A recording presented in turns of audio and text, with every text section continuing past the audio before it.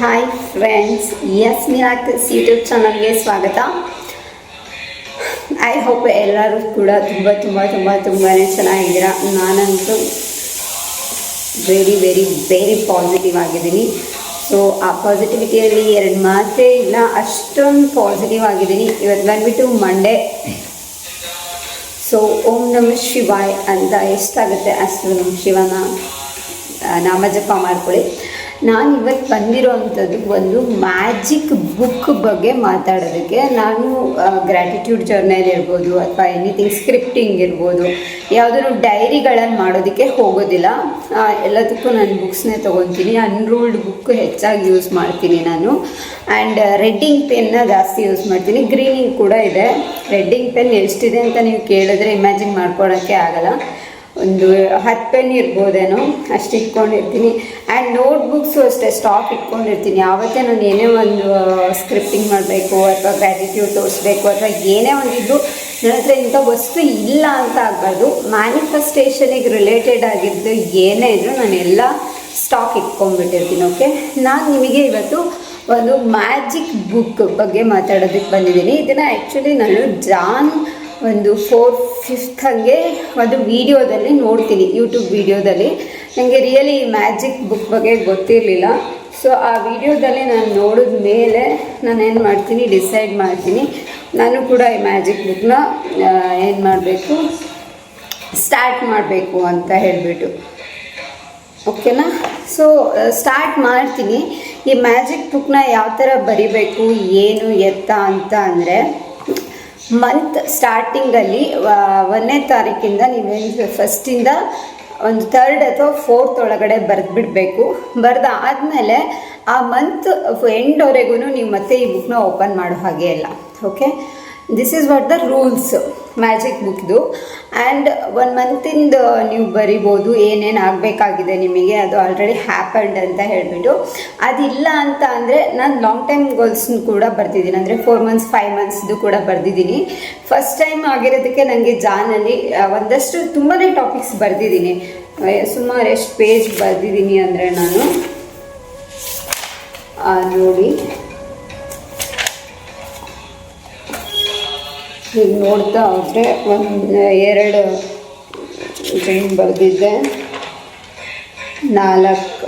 6 dream ಆಯಿತು, 9 dreams ಬರೆದಿದ್ದೀನಿ. But ಇದೆಲ್ಲ ಏನಾಗಿದೆ ಅಂತ ಅಂದರೆ ನಾನು ಸ್ವಲ್ಪ ಒಂದು 4 ಮಂತ್ಸ್ 5 ಮಂತ್ಸ್ ಕೂಡ ರಿಲೇಟೆಡ್ ಆಗಿರೋವಂಥದ್ದು ಬರೆದಿದ್ದೀನಿ.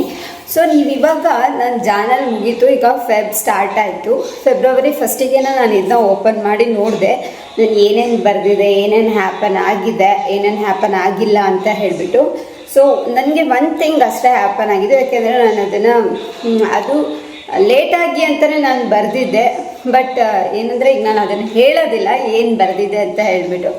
ನೆಕ್ಸ್ಟ್ ನನ್ನ ಸಕ್ಸಸ್ ಸ್ಟೋರೀಸ್ಗಳಲ್ಲಿ ನಾನು ಅದನ್ನೆಲ್ಲ ಶೇರ್ ಮಾಡ್ಕೊಳ್ತಾ ಹೋಗ್ತೀನಿ. ಸೊ ಒಂದು ವಿಷು ನೆರವೇರಿದೆ, ಉಳಿದಿರೋದೆಲ್ಲ ಸ್ವಲ್ಪ ಟೈಮ್ ತಗೊಳ್ಳುವಂಥ ವಿಷಯದು. 4-5 ಮಂತ್ಸ್ ಅಂತಲೇ ನಾನು ಬರೆದಿದ್ದೀನಿ, ಪರ್ಟಿಕ್ಯುಲರ್ ಮಂತ್ ಅಂತಲೇ ನಾನು ಬರೆದಿದ್ದೀನಿ.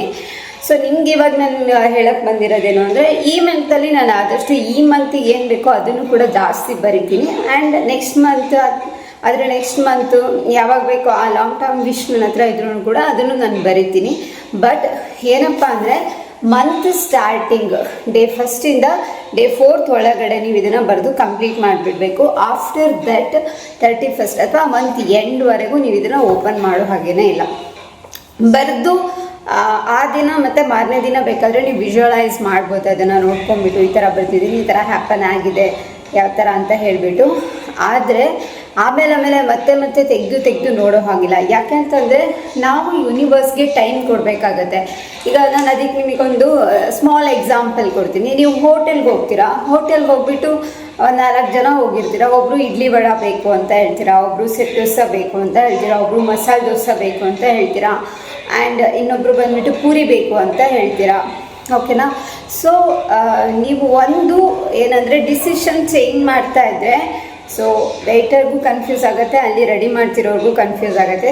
ಇದನ್ನು ನಾನು ಯಾಕೆ ಹೇಳ್ತಿದ್ದೀನಿ ಅಂದರೆ, ನಾನು ಯಾವಾಗಲೂ ಹೇಳ್ತೀನಲ್ವ ನಿಮಗೆ, ಯೂನಿವರ್ಸ್ಗೆ ನೀವು ಕನ್ಫ್ಯೂಸ್ ಮಾಡಬೇಡಿ ಆ್ಯಂಡ್ ನೀವು ಕನ್ಫ್ಯೂಸ್ ಆಗಬೇಡಿ, ಅದಕ್ಕೆ ಸ್ಟಿಕ್ ಆನ್ ಆಗಿ ಅಂತ ಅದಕ್ಕೋಸ್ಕರ ಹೇಳಿದೆ. ಸೊ ನಿಮ್ಗೆ ಏನು ತಿಂಡಿ ಬೇಕು ಅನ್ನೋದನ್ನು ಕರೆಕ್ಟಾಗಿ ನೀವೇನು ಮಾಡ್ತೀರಾ ಕಡಿಮೆ ಮಾಡ್ತೀರಾ. ಸೊ ಒಂದೊಂದಾಗಿ ಅದು ಬರೋದಕ್ಕೆ ಟೈಮ್ ತಗೊಳುತ್ತೆ. ಪಕ್ಕದ ಟೇಬಲಿಗೆ ಇಡ್ಲಿ ವಡೆ ಬಂತು ಅಂದರೆ ನಿಮ್ಮ ಟೇಬಲ್ಗೂ ಬರುತ್ತೆ, ಯು ಹ್ಯಾವ್ ಟು ವೆಯ್ಟ್ ಅಂತ ಹೇಳಿಬಿಟ್ಟೆ ಅಲ್ವಾ. ಸೊ ವೆಯ್ಟ್ ಮಾಡಬೇಕಾಗತ್ತೆ, ಬರುತ್ತೆ. ಆ್ಯಂಡ್ ಅದು ಎಷ್ಟು ಬೇಗ ಪ್ರಿಪೇರ್ ಆಗುತ್ತೆ, ದೋಸೆ ಹೇಳಿದವರಿಗೆ ಒಂದು 5 ಮಿನಿಟ್ಸ್ ಲೇಟ್ ಆಗ್ಬೋದು, ಇಡ್ಲಿ ವಡೆ ಹೇಳಿದವರಿಗೆ ಪಟ್ಟ ಅಂತ ಬರ್ಬೋದು, ಆ ಥರ. ಸೊ ಹೇಗೆ ನಾವು ವೆಯ್ಟರ್ಗೆ ಅಥವಾ ಪ್ರಿಪೇರ್ ಮಾಡೋರಿಗೆ ಟೈಮ್ನ ಕೊಡ್ತೀವಿ, ಅದೇ ರೀತಿ ನಾವು ಯೂನಿವರ್ಸ್ಗೂ ಕೂಡ ಟೈಮ್ನ ಕೊಡಬೇಕು. ಅದ್ರದ್ದೇ ಆಗಿರೋ ಟೈಮ್ನ ಒಂದು ಸ್ವಲ್ಪ ಆದರೂ ಕೊಡಬೇಕು. ಅದಕ್ಕೆ ನಮಗೇನು ಬೇಕೋ ಆ ವಿಷ್ನ ಅದು ನೆರವೇರಿಸೋದಕ್ಕೆ.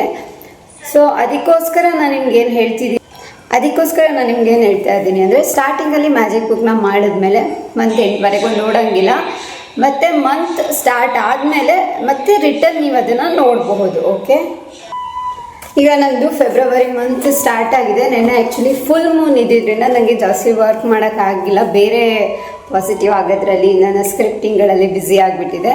ಸೊ ಇವಾಗ ನಂದಿಷ್ಟು ವಿಷಲ್ಲಿ 1 ವಿಶ್ ಅಂತೂ ಆಗಿದೆ, ಪಕ್ಕಾ ಆಗಿದೆ. ನೀವು ಇದನ್ನು ಬರ್ಕೊಳ್ತಾ ಹೋಗಬೇಕು. ಎಷ್ಟು ಪರ್ಸೆಂಟ್, 50% ಆಗಿದೆ ಅಥವಾ 100% ಆಗಿದೆ ಅಂತ ಹೇಳ್ಬಿಟ್ಟು ಮಾರ್ಕ್ ಮಾಡಿಕೊಂಡು, ಆಗಿರೋದಕ್ಕೆ ರೈಟ್ ಮಾರ್ಕ್ ಹಾಕ್ಕೊಂಡ್ಬಿಟ್ಟು, ಆಗದೇ ಇರೋದಕ್ಕೆ ಎಷ್ಟು % ಆಗಿದೆ ಅಥವಾ ಆಗಿಲ್ಲ ಅನ್ನೋದನ್ನು ಮಾರ್ಕ್ ಮಾಡ್ಕೊಬೇಕು.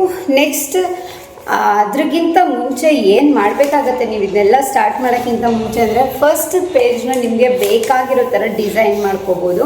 ನಾನು ಇಲ್ಲಿ ಸ್ವಲ್ಪನೇ ಡಿಸೈನ್ ಮಾಡ್ಕೊಂಡಿದ್ದೆ, ನಂಗೆ ಆ ಟೈಮಲ್ಲಿ ಟೈಮ್ ಇರಲಿಲ್ಲ. ಆಮೇಲೆ ಫಸ್ಟ್ ಪೇಜಲ್ಲಿ ನಾನು ಏನು ಬರ್ಕೊಂಡಿದ್ದೆ ಅಂದರೆ, wow, it's my magic book, what I am writing, everything is happened are happening, really I am grateful to you magic book ಅಂತ ಹೇಳ್ಬಿಟ್ಟು ಈ ಮ್ಯಾಜಿಕ್ ಬುಕ್ಕಿಗೆ ನಾನು ಥ್ಯಾಂಕ್ಸ್ನ ಹೇಳಿದೆ. ಅಂದರೆ ನಾನು ಏನು ಈ ಬುಕ್ಕಲ್ಲಿ ಬರಿತೀನಿ ಅದೆಲ್ಲ ಕೂಡ ನನ್ನ ಲೈಫಲ್ಲಿ ಆಗ್ತಾ ಹೋಗಿದೆ ಅಂತ ಹೇಳ್ಬಿಟ್ಟು. ಸೊ ಎಂಡಲ್ಲಿ ನನ್ನ favourite topic thank you universe ಅಂತ ಹೇಳ್ಬಿಟ್ಟು ಬರ್ಕೊಂಡಿದ್ದೀನಿ. ಅದಾದಮೇಲೆ ನಾನು ಏನು ಮಾಡಿದ್ನಪ್ಪ ಅಂತ ಅಂದರೆ, ನೆಕ್ಸ್ಟ್ ಪೇಜಲ್ಲಿ ನಾನು ಬಂದುಬಿಟ್ಟು 2025ಗೆ ಫುಲ್ ಥ್ಯಾಂಕ್ಸ್ನ ಹೇಳ್ಕೊಂಡಿದ್ದೆ. ಓಕೆ, ಆ ಇಯರ್ ಏನು ಮಾಡಿತ್ತು ನಮಗೆ ಅಂತ. My dearest 2025, always I love you. 2025 you made my life very beautiful, gave me lots of good things, made me very strong, showed my life path. At the same time, dear December, I am really thankful for you. You made me very young, beautiful and abundant in all the fields. I am always grateful for you. Love you. You have showed many good souls in my life. I met my guru, goddess, Durgama, and wow, really very luckiest person I am ಅಂತ ಹೇಳ್ಬಿಟ್ಟು ಬರ್ತಿದ್ದೆ ನಾನು. So thank you universe ಅಂತ ಹೇಳ್ಬಿಟ್ಟು. ಈಗ next ಬಂದ್ಬಿಟ್ಟು ಏನು ಮಾಡಿದೆ ಅದನ್ನು ಡಿಸೈನ್ ಮಾಡ್ಕೊಂಡಿದ್ದೆ. ನೆಕ್ಸ್ಟ್ ಬಂದ್ಬಿಟ್ಟು ಡಿಯರೆಸ್ಟ್ ಜನವರಿ 2026, ಜನವರಿಗೆ ಒಂದಷ್ಟು ಥ್ಯಾಂಕ್ಸ್ನ ಹೇಳ್ಕೊಂಡಿದ್ದೆ. Oh la la la, my lovely 2026 January, love you more and more. You are my life's transforming highest positive level. So you are giving a new buzz to me. My each and every manifestation are working like a miracle. So what I think, within a second everything happened. Really, it's a manifestation milestones happened today. This year you are introducing me for the world in a positive way, and whole world accepting me like an angel. So this first month made me first in every matter. This year I selected for and enjoyed a lots of luxurious foreign trips with my daughter and partner, and my new 10 BHK home starting its construction. Lots of thanks to you dear January ಅಂತ ಹೇಳ್ಬಿಟ್ಟು ಬರ್ಬಿಟ್ಟು thank you universe ಅಂತ ಬರ್ತಿದ್ದೆ. ನಮಗೆ ಏನು ಬರಿಬೇಕು ಅಂತ ಅನಿಸುತ್ತೆ so ಅದನ್ನು ಬರೀರಿ. ದೆನ್ ಅದನ್ನು ಕೂಡ ಎಲ್ಲ ಚೆಂದ ಮಾಡಿ ಡಿಸೈನ್ ಮಾಡ್ಕೊಳ್ಳಿ. ಅದಾದಮೇಲೆ ನನ್ನ ವಿಷ್ನ ನಾನು ಬರೀತಾ ಹೋಗಿದೆ. ಸೊ ಹೇಳಿದೆಲ್ಲ ವಿಶ್ ಆಗಿರೋದಕ್ಕೆ ರೈಟ್ ಮಾರ್ಕ್ ಹಾಕ್ಕೊಳ್ಳಿ, 50% ಆಗಿರೋದಕ್ಕೆ 50% ಹಾಕ್ಕೊಳ್ಳಿ, ಆ್ಯಂಡ್ ಇದೆಲ್ಲ ಮಾಡ್ಕೊಳ್ಳಿ. ಈಗ ನನ್ನ ಕೆಲಸ ಏನಪ್ಪ ಅಂತ ಅಂದರೆ, ಇವತ್ತು ಈವ್ನಿಂಗ್ ಮಾಡ್ತೀನಿ ನಾನು. ಈ ಮಂತಲ್ಲಿ ಏನೇನು ವಿಶ್ ಮಾಡಬೇಕು ಅನ್ನೋದು. ಅದರಿಗಿಂತ ಮುಂಚೆ ಡಿಯರೆಸ್ಟ್ ಫೆಬ್ರವರಿ 2026 ಅಂತ ಹಾಕಿ ಅದ್ರ ಬಗ್ಗೆ ಒಂದಷ್ಟು ಬರ್ಕೊಳ್ತೀನಿ.